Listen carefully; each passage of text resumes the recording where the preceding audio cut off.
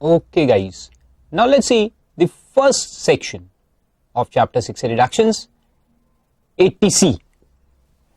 अब 80C क्या है कि इन्वेस्टमेंट बेस्ड डिडक्शन है, यानी एसएससी को कुछ पैसा इन्वेस्ट करना है और उस इन्वेस्टमेंट के बदले उसको इनकम टैक्स में डिडक्शन मिल जाएगा, राइट? तो ये बहुत फेमस सेक्शन है जो आपने सुना होगा कई बार अपने लाइफ में, मॉम डैड बात करते होंगे या कोई इन्वेस्टमेंट एडवाइजर आपको मिला होगा या सीए ऑफिस में जब आप काम करते तो वहां सुना होगा, बहुत बार देखा होगा कि लोग इन्वेस्ट करते हैं in order to save income tax. तो वो ये सेक्शन है 80C। इसके पीछे लॉजिक बहुत सिंपल है।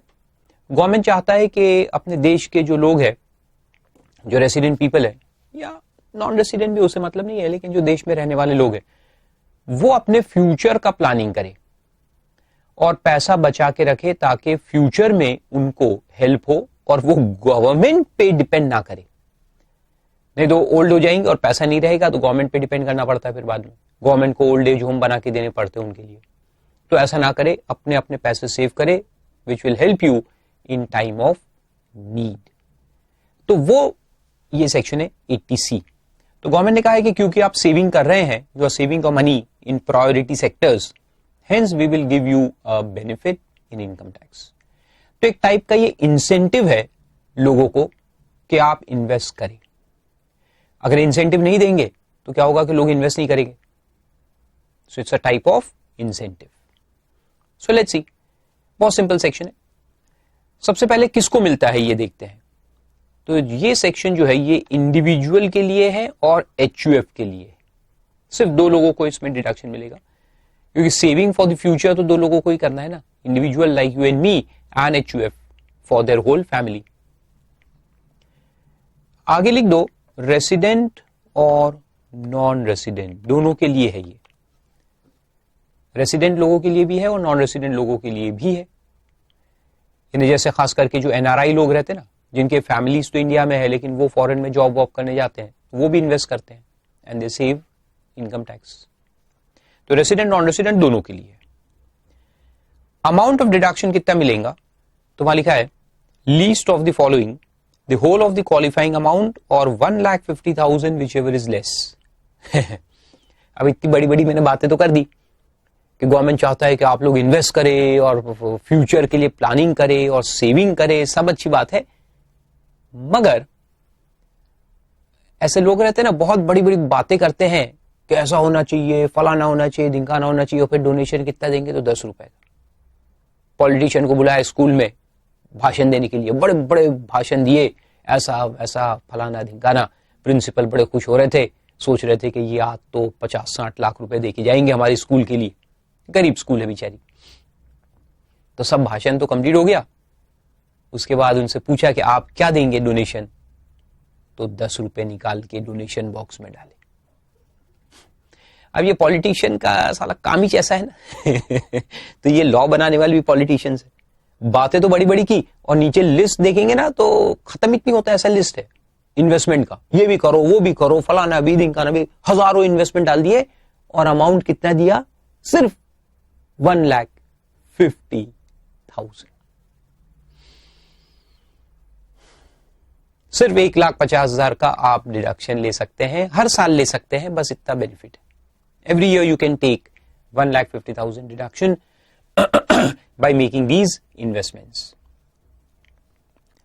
एक कहावत है ना, क्या कहते हैं उसको, ख्वाब बड़े बड़े दिखाना और दर्शन छोटे, ऐसा है। तो क्वालिफाइंग अमाउंट अब देखते हैं। क्वालिफाइंग अमाउंट यानी कि एलिजिबल इन्वेस्टमेंट्स। तो कौन से एलिजिबल इन्वेस्टमेंट है, किन किन लोगों के नाम से आप ये इन्वेस्टमेंट कर सकते हैं, ठीक है, और उसमें लॉक इन पीरियड वगैरह कुछ कुछ केस में है तो वो कितना है वो अपन अब स्टडी करते हैं। तो चलो लिस्ट पे आ जाते हैं। Qualifying amount, the amount paid और deposited in the previous year, important point, paid और deposited in the previous year, यानी this deduction is allowed on payment basis and not on accrual basis. लिख दो, not on accrual basis. ये deduction accrual पे नहीं है, यानी इस साल मेरे को LIC का प्रीमियम भरने का है, ड्यू हो गया है, मैंने भरा नहीं है, तो मुझे डिडक्शन मिलेगा क्या? नहीं। I have to deposit and claim deduction. तो पेमेंट बेसिस पे ये डिडक्शन है, एक्रूअल पे नहीं है। Point to be noted. दिमाग में बैठ गया? Very good. आगे चलो। Aggregate of the following sums. तो पहले नंबर पे आता है सबसे इंपॉर्टेंट वाला, लाइफ इंश्योरेंस प्रीमियम। तो आपको अपनी लाइफ को पहले तो इंश्योर करना है और उसका प्रीमियम पे करना है। नॉर्मली जब हम LIC की पॉलिसी निकालते हैं, अच्छा सिर्फ LIC नहीं, कोई भी प्राइवेट इंश्योरेंस कंपनी की भी आप निकाल सकते हैं। LIC तो अपना है ही मेजर गवर्नमेंट कंपनी, उसके अलावा कोई भी है, बहुत सारे हैं, आप सबसे निकाल सकते हैं, किसी से भी निकाल सकते हैं। और आपको प्रीमियम का पेमेंट करना है। अगर प्रीमियम ड्यू हो गया और पे नहीं किया तो डिडक्शन नहीं मिलेगा। Premium has to be paid और डिपॉजिटेड बिफोर 31 मार्च। इसलिए ये मार्च सीजन जो रहता है ना, अभी आएगा जैसे जनवरी, फरवरी, मार्च, तो उसमें आप देखेंगे बहुत सारे लोग इन्वेस्टमेंट करने निकलेंगे इस साल का टैक्स बचाने के लिए। Then they go and invest money somewhere. अब सवाल आया कि किसके नाम पे आप पॉलिसी निकाल सकते, यानी किसका लाइफ इंश्योर कर सकते, किसका लाइफ आप इंश्योर कर सकते।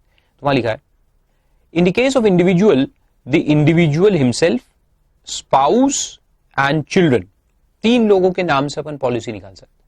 अपने खुद के नाम पे, यानी अपनी खुद की लाइफ को इंश्योर करेंगे, या स्पाउस की लाइफ को इंश्योर करेंगे, बीवी का इंश्योरेंस या हस्बैंड का इंश्योरेंस, ऐसे केस में भी। एंड चिल्ड्रन, चिल्ड्रन लिखा है, उम्र लिखी है क्या? माइनर लिखा है क्या? देखो माइनर बोला है क्या? नहीं।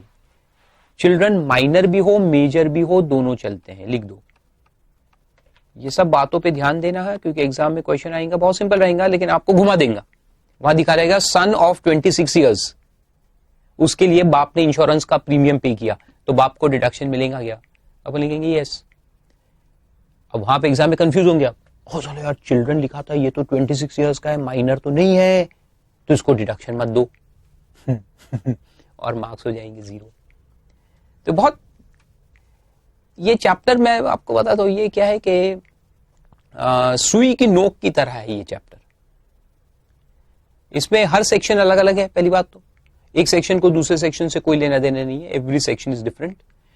और ये सुई की नोक की तरह है, बारीक सा पॉइंट एग्जाम में आएगा, बहुत ही बारीक पॉइंट, और वो बारीक पॉइंट आप समझ नहीं पाए तो मार्क्स नहीं मिलेंगे।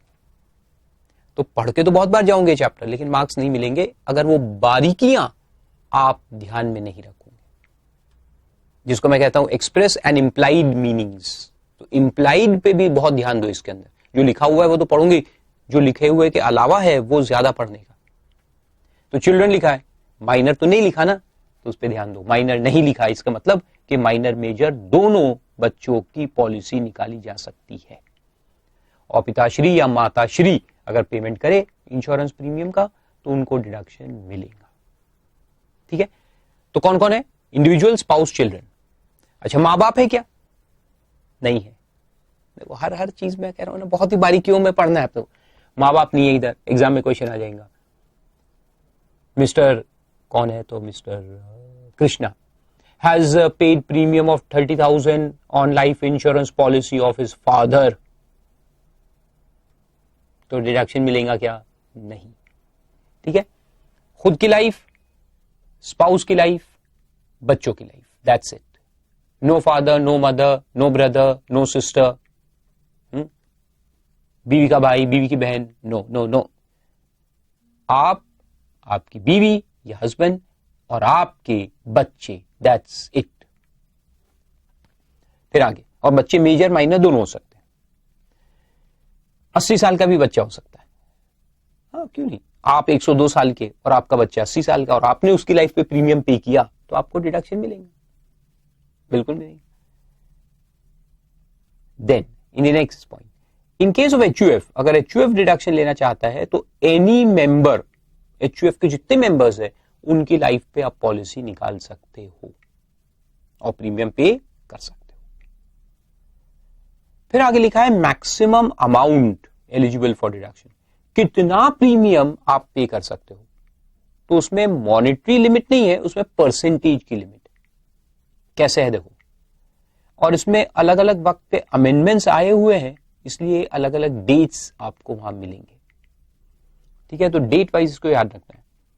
पहला पॉइंट यह है कि फॉर पॉलिसी इशूड, प्रीमियम का डेट नहीं देख रहे अपन, पॉलिसी कब निकाली गई, पॉलिसी का डेट अपन देखेंगे, पॉलिसी इशू कब हुई।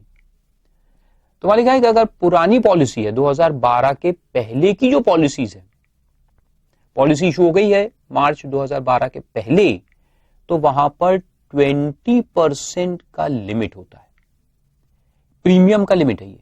यानी जो प्रीमियम आप पे करेंगे वो 20% ऑफ से ज्यादा नहीं होना चाहिए। 20% किसका?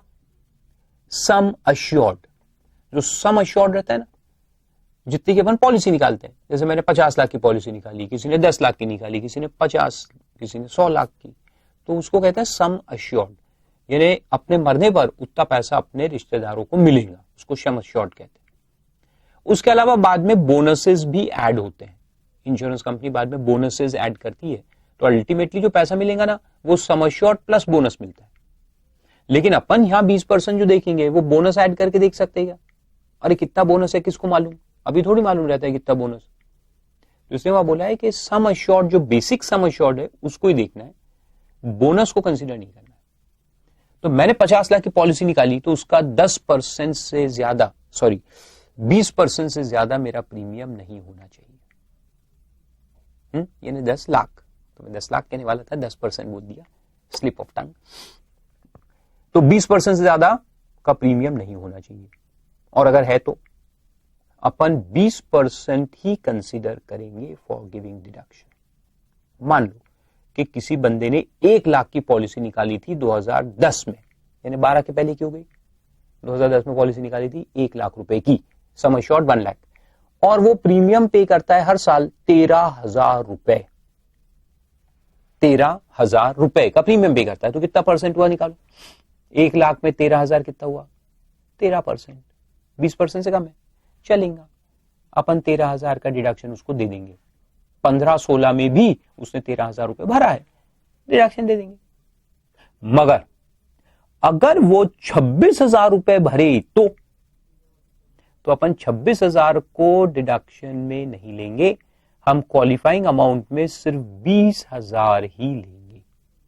तो 1 लाख की पॉलिसी है और वो पे कर रहा है 26, यानी 26%, तो पूरा 26 का डिडक्शन उसको नहीं मिल सकता, उसको 20,000 तक ही अपन डिडक्शन देंगे, अप टू 20%।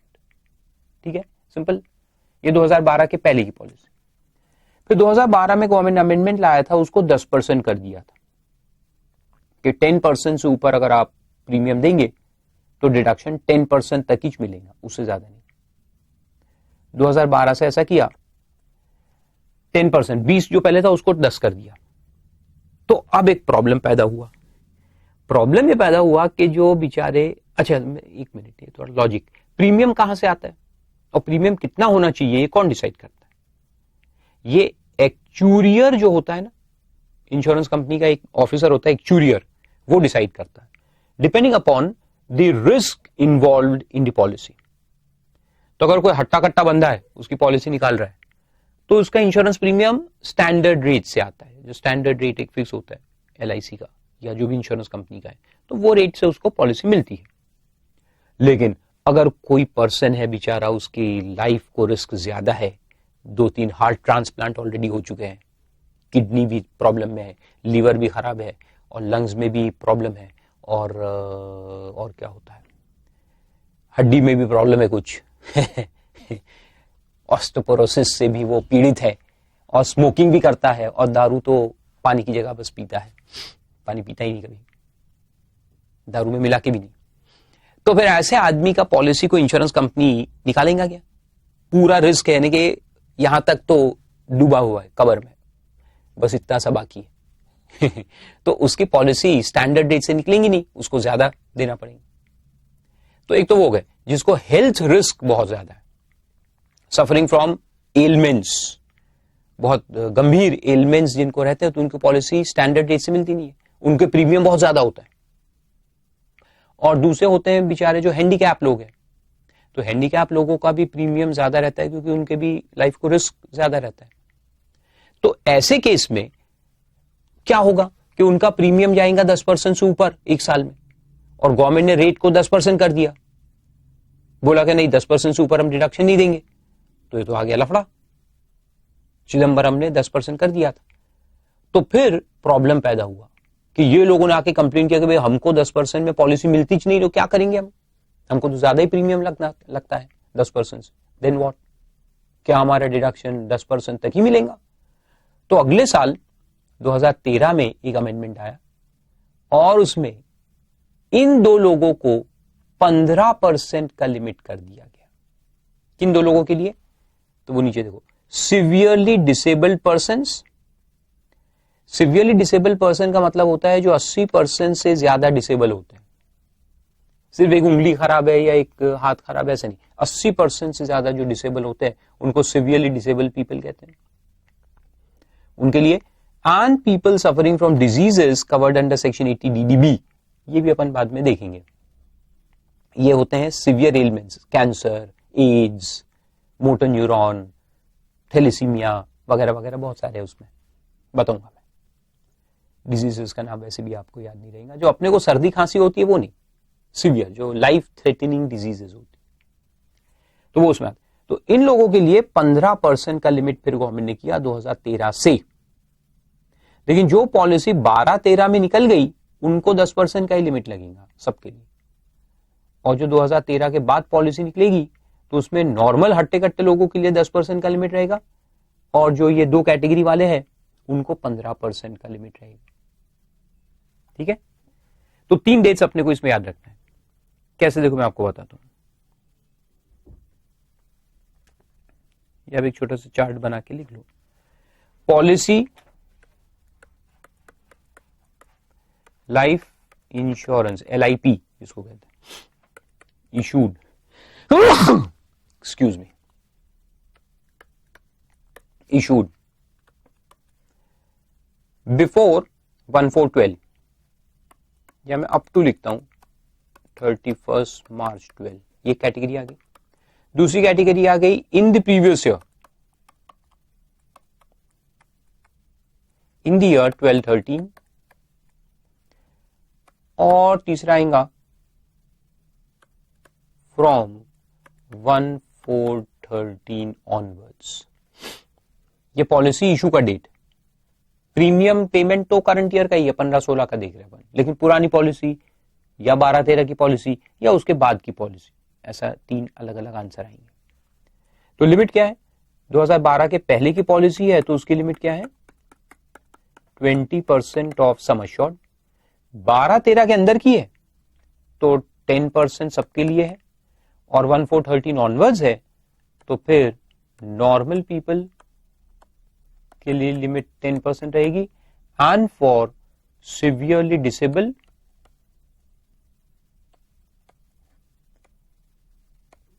जो पर्सन है एंड स्पेसिफाइड डिजीजेस से पीड़ित जो लोग हैं उनके लिए लिमिट रहेंगी 15%।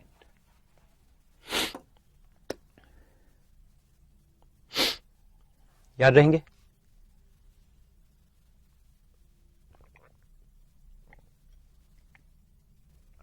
तो एग्जाम में जो क्वेश्चन आएगा वो बहुत सिंपल रहेगा कि एसएससी ने खुद पे या वाइफ पे या बच्चों पे एक प्रीमियम का पेमेंट किया है, उसमें सम अश्योर्ड भी दिया रहेगा और पॉलिसी का डेट भी दिया रहेगा। तो पॉलिसी के डेट को चेक करके पहले लिमिट निकालना, कितना लिमिट लगेगा, और फिर देखना कि जो एक्चुअल है वो लिमिट के अंदर है कि लिमिट के ऊपर है। अगर लिमिट के ऊपर है तो जितना लिमिट है उतना डिडक्शन देंगे, और लिमिट के नीचे है एक्चुअल प्रीमियम तो पूरे प्रीमियम का डिडक्शन दे देंगे। ठीक है, गुड। फिर आगे चलते हैं। नेक्स्ट है contribution to PPF. PPF stands for public provident fund. Public provident fund account जो रहता है, जो सैलरी हेड में अपन पढ़ते हैं ना, पब्लिक प्रोविडेंट फंड, वैसे पब्लिक प्रोविडेंट फंड को सैलरी से लेना देना नहीं है, अपन पढ़ते वहां है लेकिन लेना देना नहीं है। पब्लिक प्रोविडेंट फंड कोई भी खोल सकता है, मैं भी खोल सकता हूं, सेल्फ एम्प्लॉयड पर्सन आप भी खोल सकते हैं, स्टूडेंट, कोई भी, एनीवन। तो पीपीएफ अकाउंट एक खोलना पड़ता है with any nationalised bank, you can go and open an account, और उसमें हर साल आप पैसे डिपॉजिट कर सकते हो. Normally it is a 15 year scheme, 15 साल का स्कीम होता है. पब्लिक प्रोविडेंट फंड के नाम से अकाउंट खोल लो और हर साल आप उसमें डिपॉजिट कर सकते हो. एक साल में maximum amount that you can deposit is 1,50,000. 1.5 lakh रुपए तक का डिपॉजिट आप उसमें डाल सकते हो हर साल, और 15 साल तक डालते जाओ डालते जाओ डालते जाओ. अच्छा, कभी कम कभी ज्यादा चलता है, कोई प्रॉब्लम नहीं है. 15 साल के बाद ये पीपीएफ अकाउंट मैच्योर होता है और मैच्योरिटी पे जितना भी पैसा जमा होता है along with interest of so many years, इतने सालों का इंटरेस्ट उसमें आता है, और आपने जो पैसा डिपॉजिट किया था वो प्लस इंटरेस्ट मिलाकर आपको रिटर्न कर दिया जाता है. And that amount which is return to you is totally exempt from tax, पूरा एग्जेम्प्ट. और उसमें इतने सालों का जो इंटरेस्ट जमा होता है वो भी पूरा का पूरा एग्जेम्प्ट. तो इसलिए एक अच्छा इन्वेस्टमेंट स्कीम है पीपीएफ अकाउंट. लेकिन इंटरेस्ट कोई खास नहीं रहता, 8-9-10% के बीच में रहता है. टैक्स जरूर बच जाता है लेकिन कोई खास रिटर्न उसमें आता नहीं है as compare to the real stock market. लेकिन डाल सकते हैं आप, तो पुराने लोगों के है ये सब, पापा लोग वगैरह डालते हैं. मैंने तो आज तक अकाउंट नहीं खोला, रिटर्न ही नहीं है तो क्या करेंगे. अरे टैक्स बचाएंगे लेकिन पैसा कमाएंगे तो टैक्स भरना बचाना वो देखेंगे ना. कमाई नहीं है तो साला टैक्स क्या बचाएंगे. But anyways you can deposit the money and take deduction. Limit of investment is 1,50,000 per annum, वो तो मैंने आपको बताया. अब देखो किसके नाम से अकाउंट खोलोगे, फिर से याद रखो. अगर आप इंडिविजुअल है तो आप खुद के नाम पे, स्पाउस के नाम पे या एनी चिल्ड्रन के नाम पे अकाउंट खोल सकते हैं पीपीएफ अकाउंट और पैसा डिपॉजिट कर सकते हैं. Self, spouse and children. और अगर आप एचयूएफ है तो any member of the HUF. ठीक है, सिंपल. दूसरा है अब ये देखो, ये जो क्लॉजेस है ना ये एक्चुअल क्लॉजेस है. तो 1 के बाद 4 आ रहा है. अब ये मत समझना 1 के बाद 4 कैसे आ गया. It is not a mistake, क्योंकि बीच में 2, 3 है लेकिन वो कोई काम के नहीं है तो मैंने हटा दिए. कुछ तो खत्म भी हो जाते हैं क्लॉजेस, गवर्नमेंट कैंसिल कर देता है. तो ये जो है एक्चुअल क्लॉजेस है. Then contribution by an individual to statutory provident fund, ये गवर्नमेंट एम्प्लॉइज के लिए रहते हैं जो स्टैट्यूटरी प्रोविडेंट फंड में कॉन्ट्रीब्यूशन करते हैं. जो अपन वहां पढ़ते हैं ना सैलरी हेड में, government employees contribute to statutory provident fund, तो उनको 80C में डिडक्शन मिलता है. फिर रिकॉग्नाइज प्रोविडेंट फंड है उसके बाद. ये नॉर्मल एम्प्लॉइज जो आरपीएफ अकाउंट में आते हैं एम्प्लॉय प्रोविडेंट फंड एक्ट के अंदर. Then contribution by employee to superannuation fund, ये सब में एम्प्लॉय का कॉन्ट्रीब्यूशन आ रहे हैं. सेल्फ कॉन्ट्रीब्यूशन, एम्प्लॉयर वाला नहीं है, एम्प्लॉय का खुद का कॉन्ट्रीब्यूशन. एम्प्लॉय कॉन्ट्रीब्यूशन, एम्प्लॉय तीनों में. देन एक ऐड हुआ है 2015 में लेटेस्ट अभी, इसलिए इसको इंपॉर्टेंट मार्क करो. जो भी लेटेस्ट अमेंडमेंट्स होते हैं वो इंपॉर्टेंट होते हैं. Subscription to any specified security of the central government और any deposit scheme as notified by the government in the official gazette, जिसमें गवर्नमेंट ने नोटिफाई किया है सुकन्या समृद्धि अकाउंट स्कीम. नाम याद रखो, सुकन्या समृद्धि अकाउंट स्कीम. ये बेटियों को पढ़ाने के लिए और बढ़ाने के लिए वो पैसा डिपॉजिट करता है. तो उसके नाम से, आपकी बेटी के नाम से आप खोलो और उसमें पैसा डिपॉजिट करो तो आपको डिडक्शन मिलेगा. और कौन डिपॉजिट करेगा, देखो इंडिविजुअल करेगा तो खुद के नाम से भी कर सकते हैं, या अपनी जो बच्ची है नॉर्मली गर्ल चाइल्ड तो उसके नाम से ही करेंगे अपन. और एनी गर्ल चाइल्ड फॉर हुम such person is a legal guardian, यानी अपनी बच्ची नहीं भी है लेकिन अपन ने उसको गोद लिया हुआ है, या अपन उसके लीगल गार्डियन है. उसके माँ बाप नहीं थे तो हम उसके लीगल गार्डियन है, तो अपन उस बच्ची के नाम से भी डिपॉजिट कर सकते हैं. तो या तो अपने नाम से या अपने बच्ची के नाम से, या जिस बच्ची के लिए अपन लीगल गार्डियन है उसके नाम से अकाउंट खोला जा सकता है. And in case of HUF any member thereof, HUF में उसके मेंबर के नाम से खोल सकते हैं. Then next is contribution to national saving certificate, commonly called as NSC. Sorry, NSB नहीं है, एनएससी, नेशनल सेविंग सर्टिफिकेट उसको अपन कहते हैं। और यहां पर एक पॉइंट और याद रखो आप, इंटरेस्ट करके एक वर्ड ऐड कर दो उसमें,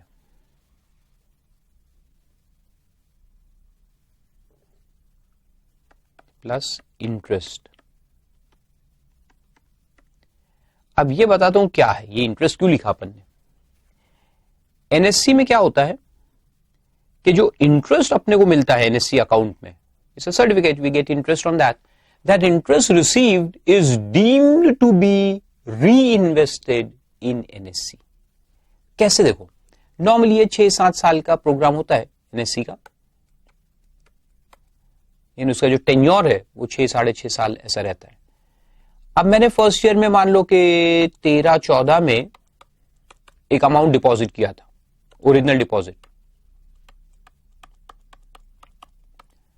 10,000 रुपए का एनएससी के अंदर, और मान लो कि इसका इंटरेस्ट 8% है, तो 14-15 में क्या होगा कि इस पे इंटरेस्ट मिलेगा ना, इस पे इंटरेस्ट आएगा। 14-15 में कितना इंटरेस्ट मिला अपने को, 8% से अगर अपन ले 800 रुपए का इंटरेस्ट मिला, तो ये 800 रुपए जो इंटरेस्ट आएगा इसका क्या करेंगे अपन, इसको टैक्स करेंगे under the head income from other sources. इसको आईओएस में लेना पड़ता है, taxable under the head iOS, ठीक है।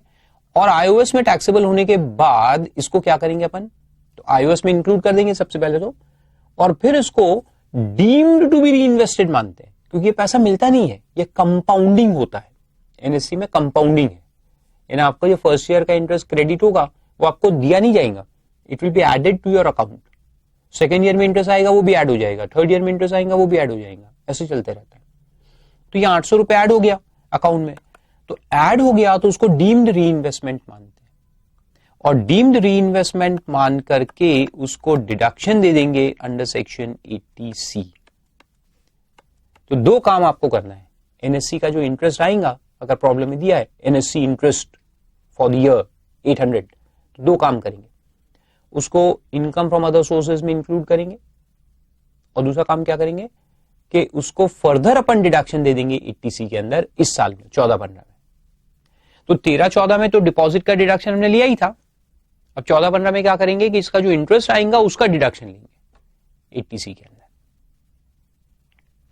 अब तुम्हारा टोटल पैसा कितना जमा हो गया, 10,800, तो 15-16 जो अपना करंट ईयर है अभी, इसमें तुमको फिर इंटरेस्ट मिलेगा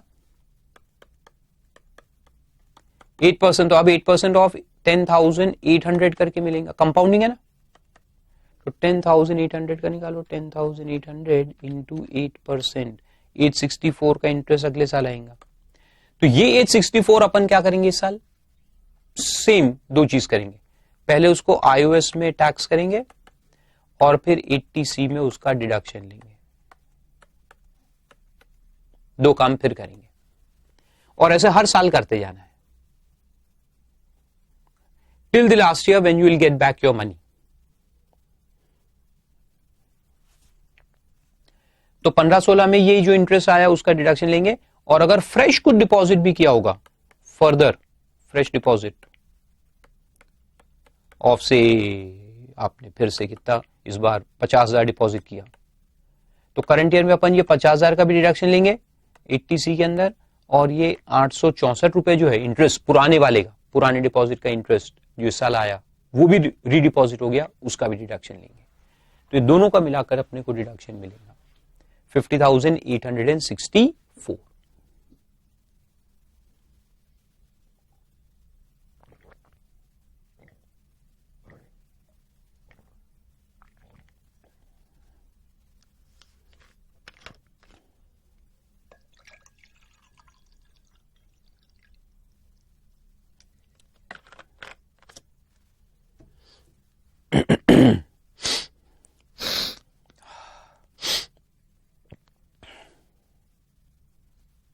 समझ में? चले वापस, गुड। तो वो नेशनल सेविंग सर्टिफिकेट में इंपॉर्टेंट पॉइंट, उसको याद रखना पड़ता है। फिर उसके बाद 2 पॉइंट्स है, यूलिप स्कीम है, unit linked insurance plan schemes होती है, यूटीआई की और एक एलआईसी म्यूचुअल फंड की। इन दोनों में जो अपन पैसा इन्वेस्ट करेंगे उसका भी डिडक्शन अपने को मिलेगा। तो देखो उसमें लिखा है ULIP of UTI and ULIP of LIC mutual fund, इसको यूनिट लिंक्ड इंश्योरेंस प्लान कहते हैं। यानी आपका जो पैसा जाएगा इंश्योरेंस फंड में जाता है, उसमें यूनिट्स अलॉट हो जाते हैं और वो यूनिट्स फिर एक्यूमुलेट होते जाते हैं ओवर पीरियड ऑफ टाइम, तो उसको यूनिट लिंक्ड इंश्योरेंस प्लान कहते हैं। ज्यादा डिटेल में जाने में कोई मतलब नहीं है। अगर आप इंडिविजुअल है तो आप खुद के नाम से, स्पाउस और चिल्ड्रन के नाम से ओपन कर सकते हैं अकाउंट, और एचयूएफ किसके नाम से करेगा, any member of the HUF. Similarly LIC mutual fund में भी है सेम, बस ये याद रखो यूलिप ऑफ, यूलिप वर्ड याद रखो, यूलिप वर्ड एग्जाम में आया तो डिडक्शन देने का। यूलिप किसका, एलआईसी म्यूचुअल फंड या यूनिट ट्रस्ट ऑफ इंडिया, और पॉइंट सेम है, इंडिविजुअल है तो इंडिविजुअल, स्पाउस, चिल्ड्रन, एचयूएफ है तो any member of the HUF. Then premium on annuity plan of LIC or any other specified insurer, कोई काम का नहीं है, इसको भूल जाने का। Then units of any mutual fund, units purchase करना, आप म्यूचुअल फंड में इन्वेस्ट करते हो ना, यूनिट्स परचेस करते हो, तो वो यूनिट अगर आप परचेस करोगे किसके, ऑफ एनी म्यूचुअल फंड और यूटीआई अंडर ईएलएसएस प्लान। अभी ईएलएसएस प्लान जो है ये सेविंग स्कीम प्लान होता है, इसमें 3 साल का लॉक इन पीरियड होता है। समझ में कैसा आएगा कि ईएलएसएस प्लान है ये, हर म्यूचुअल फंड ये ईएलएसएस नहीं होता। हा? ये लो इनकम ग्रुप के लिए रहता है, छोटा छोटा पैसा जो इन्वेस्ट करते हैं, और उसमें 3 साल का लॉक इन पीरियड होता है, ये मेन है उसका। यानी आप अपने यूनिट्स 3 साल तक बेच नहीं सकते, minimum lock in period of 3 years रहता है। तो वो एक प्लान होता है यूटीआई या म्यूचुअल फंड का। वैसे बहुत सारे प्लान्स होते हैं ना उनके, तो उसमें से ये एक प्लान होता है ईएलएसएस प्लान।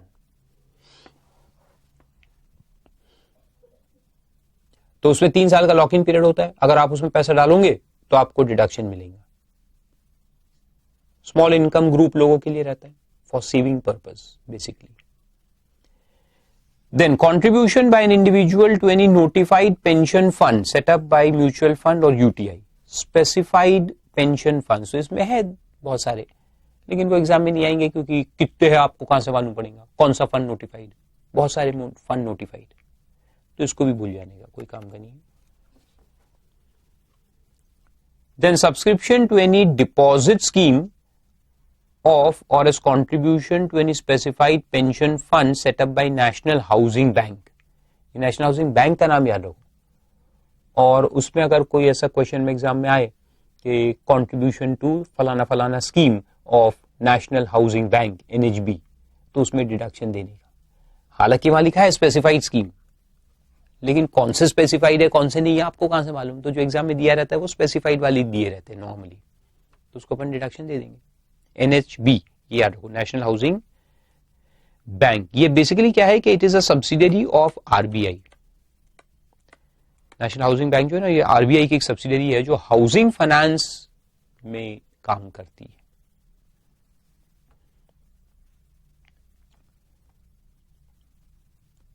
फिर उसके बाद एक पॉइंट है, as a subscription to any such deposit scheme of a public sector company which is engaged in providing long-term finance for construction or purchase of houses in India for residential purposes, or any authority constituted in India by or under any law enacted either for the purpose of dealing with or satisfying the need for housing accommodation, जैसे हुडको है, housing development corporation of India, हुडको, CIDCO, MHADA, जैसे महाराष्ट्र में MHADA है, MHADA, Maharashtra housing development authority है। तो हर city में, हर अपने अपने एरिया में अलग अलग गवर्नमेंट के अथॉरिटी काम करते हैं, हर स्टेट में अपना अपना एक हाउसिंग डेवलपमेंट कॉर्पोरेशन होता है। तो ये जो लोग हैं जो हाउसिंग का काम करते हैं या टाउन प्लानिंग वगैरह का काम करते हैं, उनके स्कीम्स में आपको पैसा डिपॉजिट करना है। उनके स्कीम्स आते रहते हैं टाइम टू टाइम, बॉन्ड वगैरह स्कीम, उसमें आप पैसा डिपॉजिट करो तो आपको डिडक्शन मिलेगा। यानी यहां क्या है, गवर्नमेंट, उसको पैसा चाहिए ना गवर्नमेंट को हाउसिंग डेवलपमेंट के लिए, तो वो आपको कह रहा है कि you deposit the money with us and you will get deduction of 80C, और हमको पैसा मिल जाएगा जो अपन यूज करेंगे। तो वो लिखा है फॉर हाउसिंग अकोमोडेशन और for the purpose of planning development और improvement of cities towns and villages और बोथ एज द गवर्नमेंट में by notification specify in this behalf. तो ये भी कोई खास काम का नहीं है। दो है, एक तो पब्लिक सेक्टर कंपनी जो इसमें काम करती है उसमें आप पैसे डालो, जो हाउसिंग सेक्टर में काम कर रही है, पब्लिक सेक्टर कंपनी यानी गवर्नमेंट कंपनीज, या फिर जो अथॉरिटीज गवर्नमेंट ने सेटअप करके रखे, जैसे नागपुर में हमारा एक नागपुर इंप्रूवमेंट ट्रस्ट है, दिल्ली में दिल्ली डेवलपमेंट अथॉरिटी है DDA, मुंबई में मुंबई हाउसिंग डेवलपमेंट अथॉरिटी है, फिर ऑल महाराष्ट्र लेवल पे माडा है, हुडको है, सिडको है, ये सब बहुत सारे अथॉरिटीज है। उनके जो स्कीम्स आते हैं तो उसमें आपको पैसा इन्वेस्ट करना है, डिपॉजिट करना है और डिडक्शन लेना है। मगर एग्जाम में नहीं आता है पॉइंट, कोई काम का नहीं है। अगला बहुत काम का है, उसको इंपॉर्टेंट मार्क करो, double 2 arrows 2 rights. Tuition fees है ना आपके काम का, गुड। तो आप अपनी ट्यूशन फीस खुद भरते हो क्या? हाँ, नो डिडक्शन, हाँ नो डिडक्शन। देखो इसमें क्या लिखा है, tuition fees of any 2 children बोला है। आप खुद की फीस भरोगे तो डिडक्शन नहीं है, बहुत नाइंसाफी है।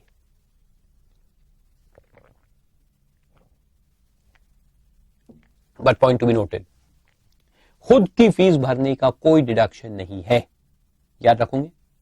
Very good. बच्चों के लिए भरना है तो एक बाप या एक मां अपने बच्चों की फीस भरेंगे तो डिडक्शन मिलेगा, ठीक है। 2 चिल्ड्रन ऑफ सच इंडिविजुअल, यानी बच्चे भी अपने ही होने चाहिए। आपको भी अपने यानी कि क्या, अरे वो अपन ने देखा था ना अभी, जैसे अपन कोई बच्चों के लीगल गार्डियन है, उनके माँ बाप बेचारे मर चुके तो अपन उनके लीगल गार्डियन है, अपने दोस्त के बच्चे या यहाँ कोई भी होंगे, वी आर लीगल गार्डियंस। अब वो लीगल गार्डियन वाले जो बच्चे अपने, उनको ही फीस भरेंगे तो डिडक्शन मिलेगा क्या? नहीं, सिर्फ अपने बच्चों की भरो तो डिडक्शन मिलेगा, और वो भी अपने ही बच्चे, अपने बच्चों के बच्चों का भी नहीं मिलेगा। एक बार ऐसा क्वेश्चन आया था एग्जाम में कि tuition fees was paid by grandfather for his grandson.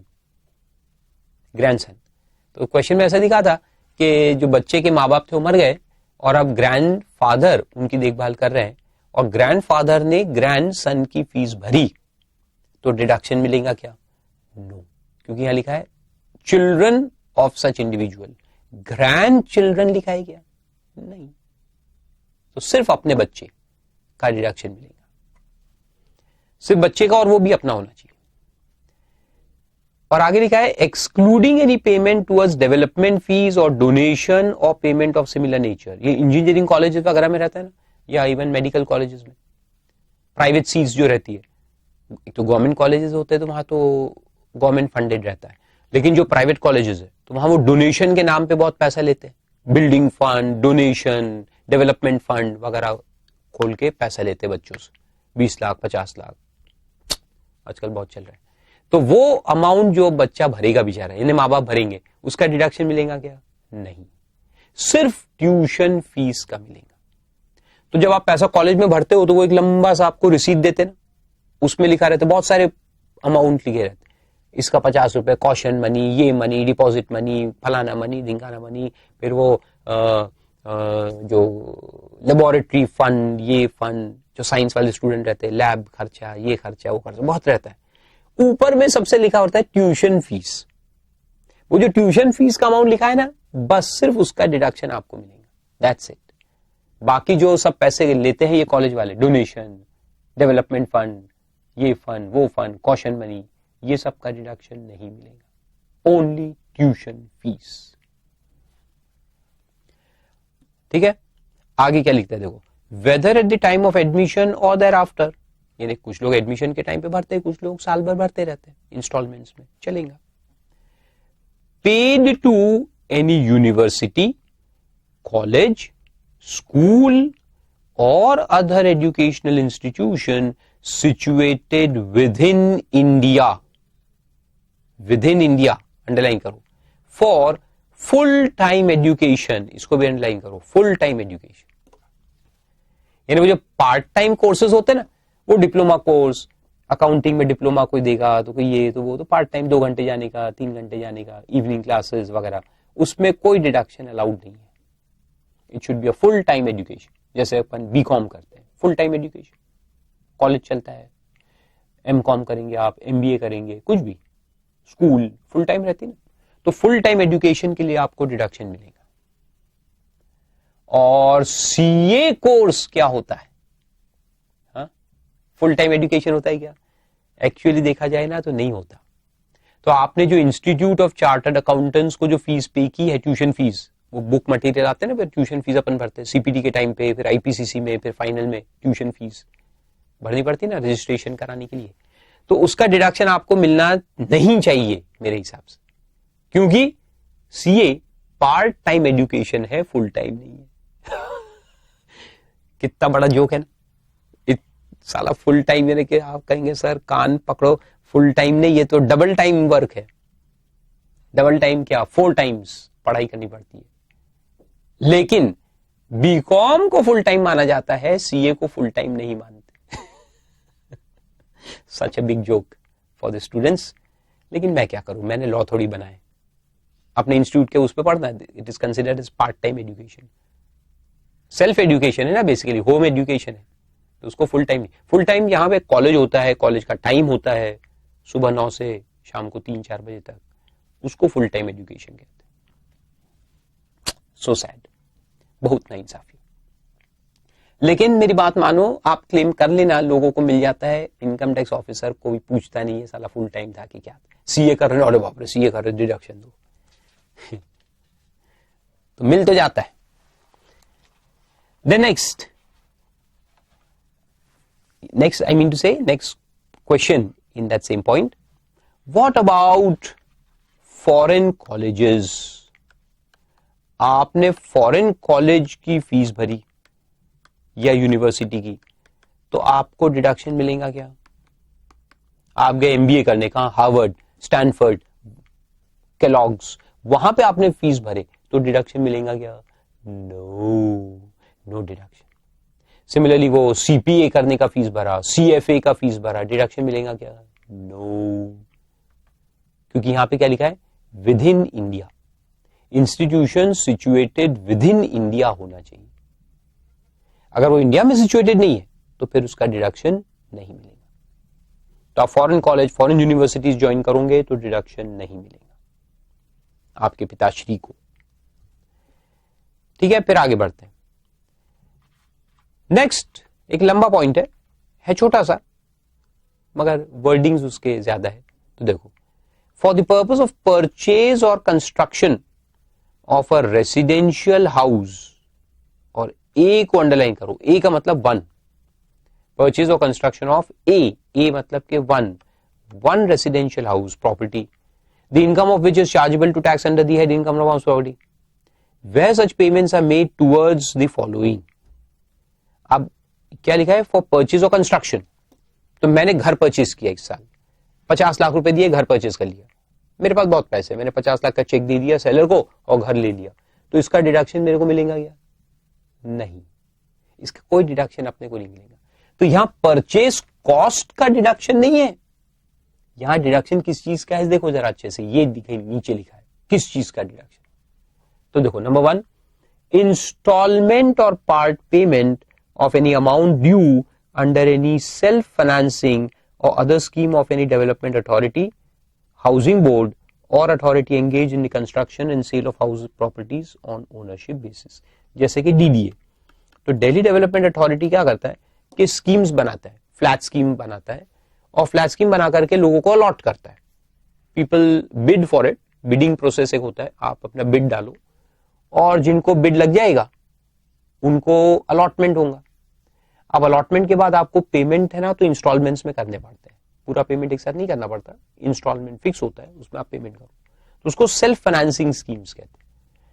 यानी आप ही फाइनेंस कर रहे और आप इंस्टॉलमेंट में पे कर रहे, बैंक लोन नहीं, दिल्ली डेवलपमेंट अथॉरिटी का ही सेल्फ फाइनेंसिंग स्कीम होता है कि आप पहले भरते जाओ पैसा, और फिर एक आध दिन आपको अलॉटमेंट हो जाएगा, और अलॉटमेंट के बाद फिर अगर थोड़ा भरना है तो बाद में भरते जाओ, ऐसे रहता। तो ये जो अपन ने पैसा भरा, क्या भरा, इंस्टॉलमेंट भरा या पार्ट पेमेंट, इसका डिडक्शन अपने को मिलेंगे। दूसरा पॉइंट है इंस्टॉलमेंट और part payment of any amount due to any company और cooperative society which is engaged in house building. ये कंपनीज और सोसाइटीज होती है ना, ये अपन देखे थे हाउस प्रॉपर्टी सेक्शन 27 में पढ़े थे कभी, तो भी याद होगा आपको। तो उसमें क्या होता है, एक सोसाइटी बनाते हैं अपन, सोसाइटी फिर बिल्डिंग बनाती है और एक एक फ्लैट अपने को अलॉट करती है। तो वो सोसाइटी के जब हम मेंबर बनते हैं तो हम कंट्रीब्यूशन देते हैं सोसाइटी को, हर महीने ईएमआई फिक्स हो जाता है, हम सोसाइटी को पेमेंट करते रहते हैं और सोसाइटी बिल्डिंग कंस्ट्रक्ट करके अपने को अलॉट करेगा। तो वो जो इंस्टॉलमेंट अपन सोसाइटी को दे रहे हैं उसका डिडक्शन अपने को मिलेगा, ठीक है, उसका डिडक्शन अपने को मिलेगा। तीसरा है लोन। ये नॉर्मल है, अपन लोन लेंगे किससे, बैंक वगैरह से, नीचे दिया है किन लोगों से लोन लेने का, उसमें बैंक भी है, गवर्नमेंट है, अपना एम्प्लॉयर है वगैरह वगैरह, उनसे लोन लेंगे घर खरीदने के लिए और फिर उसका रीपेमेंट करेंगे। तो रीपेमेंट जब करेंगे तो जो प्रिंसिपल अमाउंट का रीपेमेंट होगा उसका डिडक्शन आपको मिलेगा, इंटरेस्ट का नहीं, प्रिंसिपल का सिर्फ डिडक्शन मिलेगा। तो इसमें बैंक लोन पे अपने को ईएमआई फिक्स होता है ना, ईएमआई अपन भरते रहते हैं ना बैंक का, तो ईएमआई में दो ये रहते हैं, ईएमआई में एक प्रिंसिपल अमाउंट रहता है और एक इंटरेस्ट का अमाउंट रहता है। तो इंटरेस्ट का जो अमाउंट है ये कहां जाएगा, हाउस प्रॉपर्टी हेड के अंदर जाएगा, सेक्शन 24 में आपको डिडक्शन मिलेगा। और ये प्रिंसिपल जो है ये 80C में जाता है। तो प्रिंसिपल अमाउंट ऑफ लोन जो है ये अपने को डिडक्शन मिलेगा। और ये अपने को कैसे मालूम पड़ेगा कि ईएमआई में प्रिंसिपल कितना है और इंटरेस्ट कितना है, ये बैंक अपने को एक सर्टिफिकेट देता है। तो जितने भी बोरोवर्स है वो क्या करते हैं कि at the end of the year bank से एक सर्टिफिकेट लेते हैं कि इस साल हमने आपको इतने ईएमआई भरे, तो उसमें प्रिंसिपल कितना और इंटरेस्ट कितना, तो बैंक को लिख के देता है आपको, इतना प्रिंसिपल था, इतना इंटरेस्ट था। फिर जो प्रिंसिपल है उसको 80C में लेंगे और इंटरेस्ट को section 24 income tax head house property के अंदर डिडक्शन देंगे।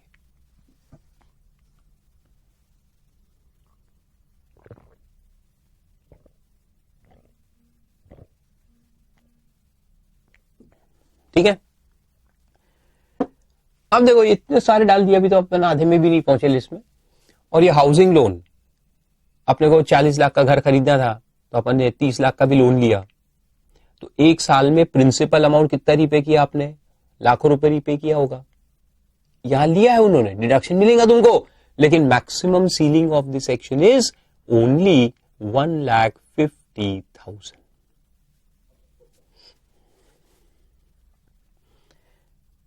नाम बड़े दर्शन छोटे।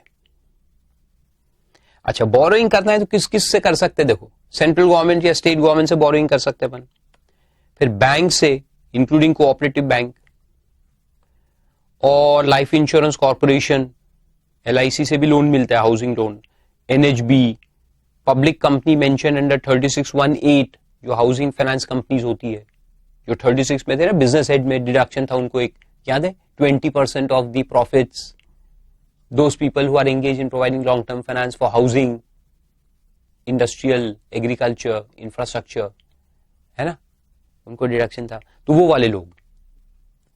देन कंपनी और cooperative society engage in business of financing the construction of houses, और assesses employer being an authority, board और a corporation। अगर आप किसके एम्प्लॉय हो, RBI के, तो RBI से लोन मिलेगा। अगर आप LIC के एम्प्लॉय हो, LIC से मिलेगा। आप रेलवेज के एम्प्लॉय हो, रेलवे से लोन मिलता है। Government companies and bodies. और उसके बाद प्राइवेट एम्प्लॉयर, अगर आप रिलायंस के एम्प्लॉय हो तो रिलायंस से भी आपको लोन मिल सकता है for construction of your house. Tata के एम्प्लॉय हो तो आपको लोन मिलेगा। तो एम्प्लॉयर दिया है, लेकिन एम्प्लॉयर यहां पे कौन है, पब्लिक कंपनीज और पब्लिक सेक्टर कंपनी और university established by law or a college affiliated to such university or a local authority or a cooperative society तक है। यानी इन सब के आप एम्प्लॉय हो और आपने लोन लिया है घर बनाने के लिए, तो फिर आपको डिडक्शन मिलेगा प्रिंसिपल के रीपेमेंट का, ऑलवेज रिमेंबर, प्रिंसिपल के रीपेमेंट का। और इंडिविजुअल एम्प्लॉयर कवर्ड है क्या? अगर आप किसी दुकानदार के एम्प्लॉय हो, यानी सोल प्रोप्राइटरशिप कंसर्न के एम्प्लॉय हो, और अपने बॉस से तुमको लोन मिला फॉर कंस्ट्रक्शन ऑफ हाउस, और बॉस को फिर हमने लोन रीपे किया, तो डिडक्शन मिलेगा क्या? नो। सोल प्रोप्राइटरशिप कंसर्न है क्या इधर एज एन एम्प्लॉयर? नहीं है। तो वहां लिख लो not sole proprietor, sole proprietary concern covered नहीं है, या HUF, यानी अगर एम्प्लॉयर अपना सोल प्रोप्राइटर है या HUF है और उनसे हमने लोन लिया भी है और रीपेमेंट कर भी रहे, तो भी कोई डिडक्शन अलाउड नहीं है। और आखिरी में दिया है स्टैंप ड्यूटी, घर को रजिस्टर करते वक्त, यानी मान लो इसी साल में घर खरीदा, अपन ने लोन लिया, घर खरीदा, तो उसके रजिस्ट्रेशन पे जो खर्चा आता ना, वो भी आपको डिडक्शन मिलेगा। Stamp duty, registration fees and other expenses. तो वो एक याद रखने का पॉइंट है। प्रिंसिपल अमाउंट ऑफ लोन या सेल्फ फाइनेंसिंग स्कीम में इंस्टॉलमेंट्स, उसका डिडक्शन है। फिर उसके बाद चलते हैं, 2 पॉइंट है, दोनों इंफ्रास्ट्रक्चर इन्वेस्टमेंट के पॉइंट्स हैं। हमने पैसा इन्वेस्ट किया कहां? शेयर्स में या डिबेंचर्स में। कौन सी कंपनी के शेयर्स डिबेंचर्स? जो इंफ्रास्ट्रक्चर में काम कर रही है, इंफ्रास्ट्रक्चर डेवलपमेंट में। तो अपन ने जो इक्विटी शेयर खरीदे या डिबेंचर में पैसा इन्वेस्ट किया, वो अपने को 80C में डिडक्शन मिलेगा। तो देखो, सब्सक्रिप्शन टू इक्विटी शेयर्स और debentures of Indian public company और a public financial institution engaged in development of infrastructure facility, India के अंदर। और उसके बाद है infrastructure mutual fund, same lines पे। तो ये क्या है कि डायरेक्ट कंपनी में इन्वेस्ट करो, जैसे रिलायंस इंफ्रास्ट्रक्चर लिमिटेड है, उसमें आप इक्विटी शेयर खरीद लो। अच्छा, सब्सक्रिप्शन वर्ड यूज किया, उसको जरा अंडरलाइन करो। सब्सक्रिप्शन, सब्सक्रिप्शन का मतलब क्या है कि मार्केट से खरीदोगे तो डिडक्शन नहीं मिलेगा। सब्सक्रिप्शन का मतलब है जब ये कंपनीज के इश्यूज आते हैं, पब्लिक इशू, उसमें सब्सक्राइब करने का है और अलॉटमेंट होना चाहिए, तो डिडक्शन है।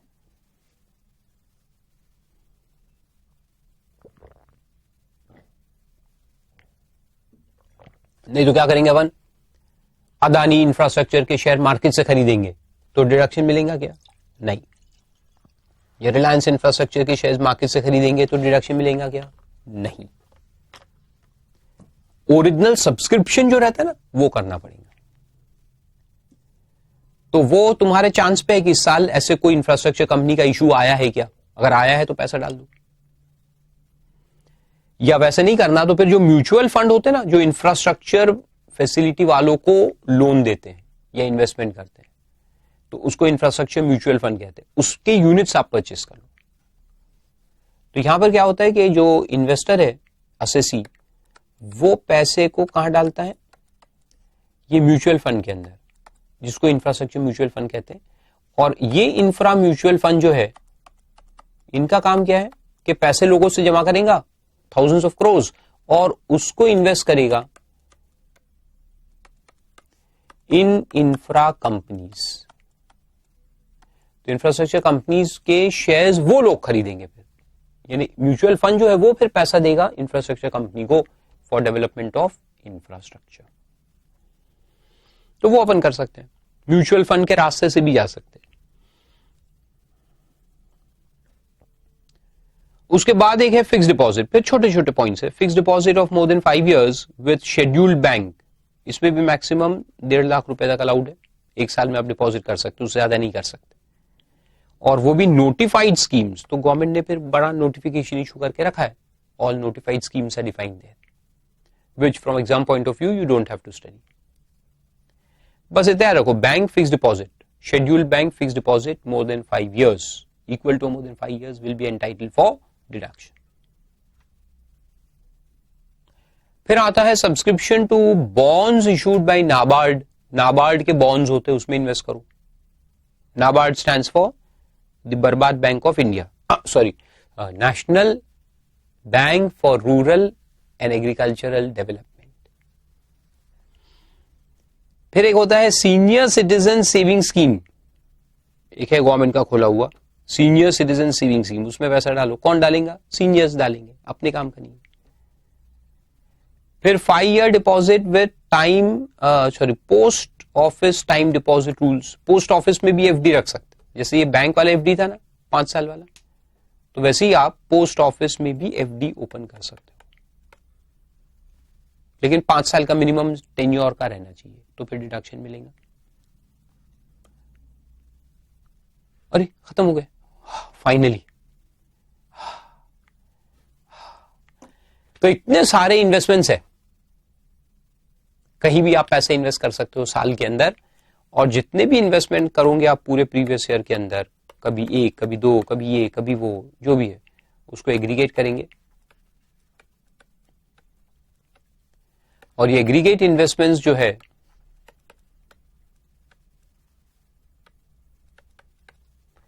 उसको कंपेयर करेंगे 1,50,000 whichever is less.